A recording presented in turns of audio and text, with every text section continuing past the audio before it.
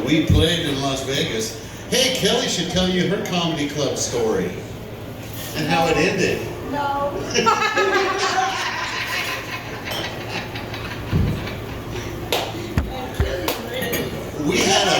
We ran into a very friendly bartender down there.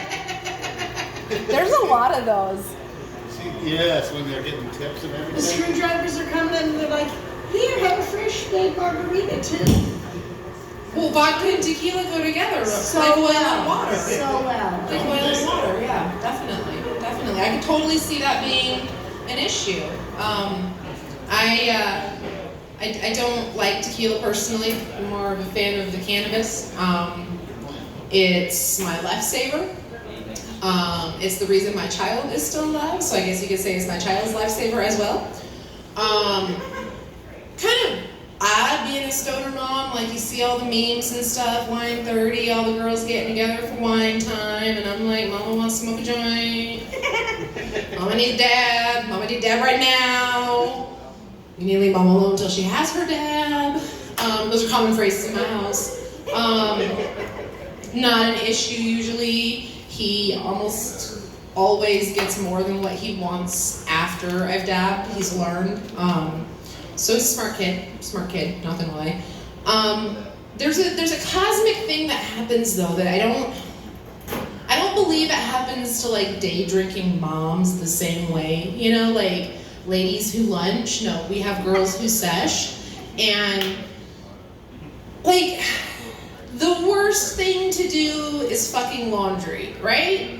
Like, it's always there, it's never ending. Even if everything is clean, what you're wearing is going to be dirty. So, you gotta get really stoned, you know? To like properly just like zone out and not care or be mad that you're once again trying to figure out why there's so much shit on someone's pants when they're supposed to be able to wipe their own ass.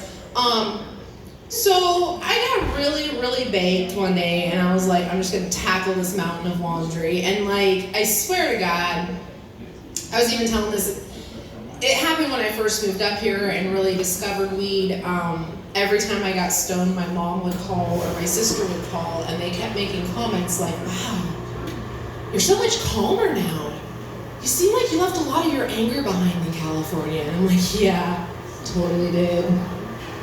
Totally did. And then my sister told me I had an Alaskan accent, that I was developing an Alaskan accent. I didn't realize Alaskan meant stoner. Because I was just mixing up words and dropping the G's, you know, because we go hiking and fishing and camping. Not hiking, fishing, camping. Yeah, I was reminded in California again, they pronounce like all the letters in a word. It's really weird. So I've gotten really, really baked trying to get through this mountain of laundry, and wouldn't you know it, the phone rings and you look at it and you have that moment of like, should I answer it? Fuck, it's the school's number. God damn it. Okay, pull it together. You're not high. They don't know. Hi. Yes, this is her. Nurse on the other end. Oh, hi, I just wanted to let you know your son rolled his ankle in gym class, and we iced it, sent him back to class. He looks like he's gonna be fine, but you might want to ice it when he gets home. And I said, awesome, thank you so much. Only a stoner mom would thank someone for not having to get their child. That's all I really cared about. I was just like, okay, I don't have to come get him, that's fine. Flip side of that, I was, like most, slightly well-adjusted people my age, I've been going to counseling, and I was leaving counseling and had a particularly interesting session, and by interesting I mean hard. So I wanted to go home, and all I could think about was, kid's supposed to be on the bus, I can go straight home, there's a joint with my name on it.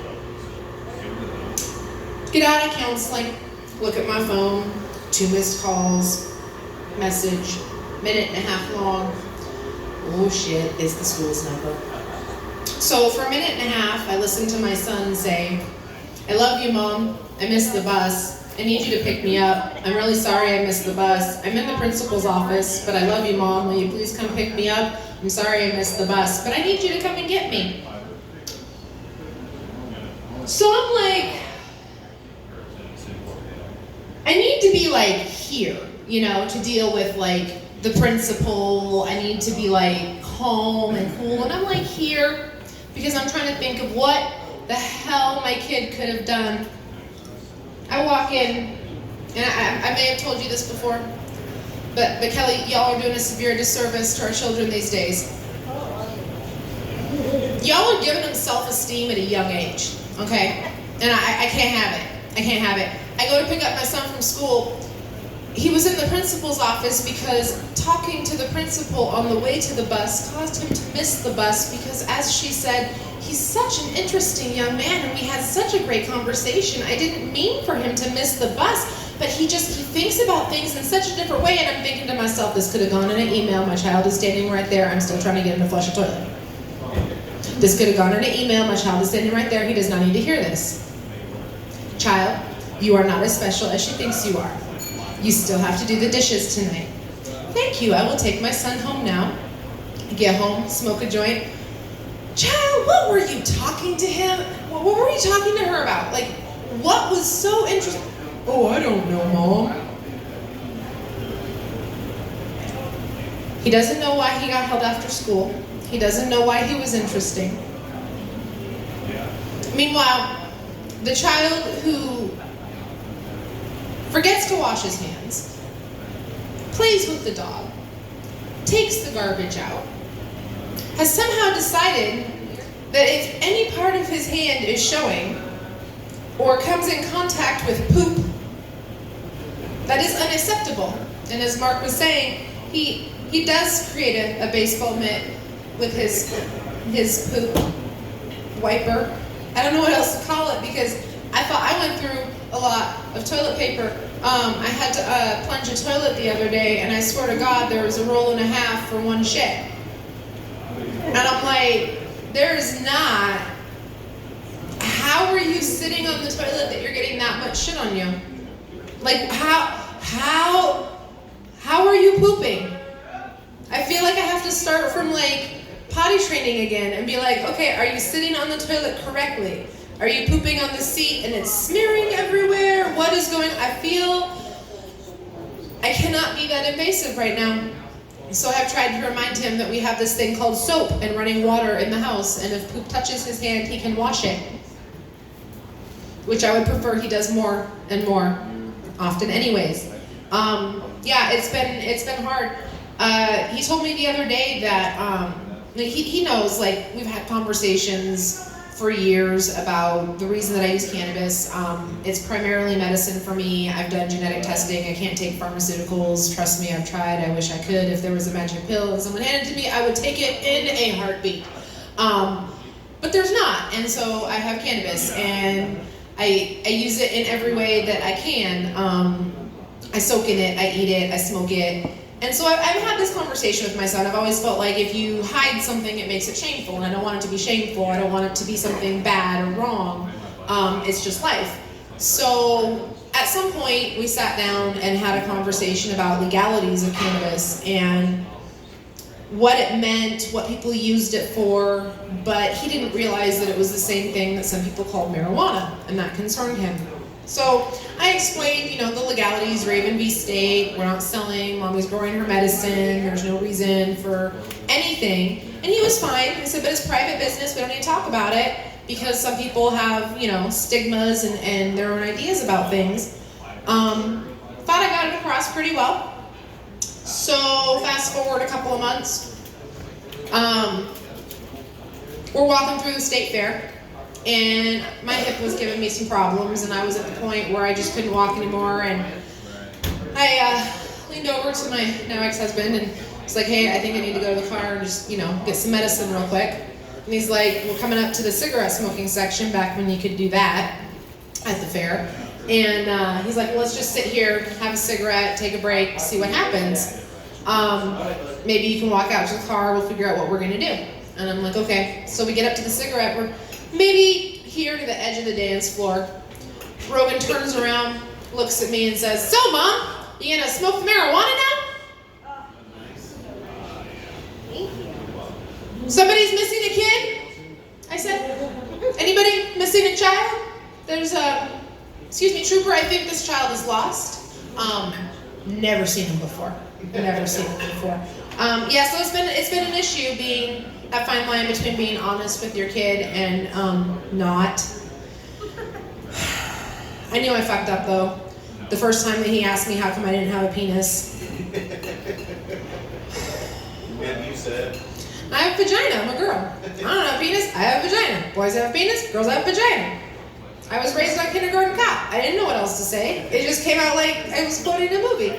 And then, Either or thing. it's, and then I realized I'm just gonna have to always be honest with the kid. And not always the easiest thing in the world. I had to apologize to him for snapping at him the other day because I wasn't stoned enough. I was like, dude, you can't talk to me before I get stoned. It's like talking to me before coffee. Nothing good's gonna come of that. Like, do you know? Have we met? Do we live in the same house? So he's been making coffee for me in the morning. That's a nice thing. Can't have him making anything else, so I'll take the coffee. I didn't bring my notebook up. Now I can't think of the rest of my fun stoner mom stuff. But no, it's kind of hard making friends as a stoner mom because it's how do you ask the question? How do you make the connection? It's do you smoke and then wait for someone to say smoke what? And then you're like, oh, okay, my people, okay, I got you. It's a little difficult being the non-smoker at drunken parties. I was the DD the other night, as I often am because I really prefer smoking to drinking. And apparently people don't appreciate it when you're the one who remembers what happened. People don't like that. Everybody's all down for a DD. Everyone's all down to like skip the DUI until you remembered what happened that night. And they never expect it from the pothead. They never expect it from the pothead. I mean, I remember when I first started smoking pot, people were like, it's gonna give you short-term memory loss, it's gonna affect your memory, and I was like, yes! 20 years later, I'm still fucking waiting, dude. I am still fucking waiting. Shit doesn't affect my memory. What the fuck was I talking about again? Oh, right, okay, so pot doesn't affect my memory. Definitely don't have a problem remembering to smoke pot. Happens all the time. If anything, I would say my memory has improved over time. So with that, I'm gonna say good night for the second time, and thank you, Bomer. Thank you.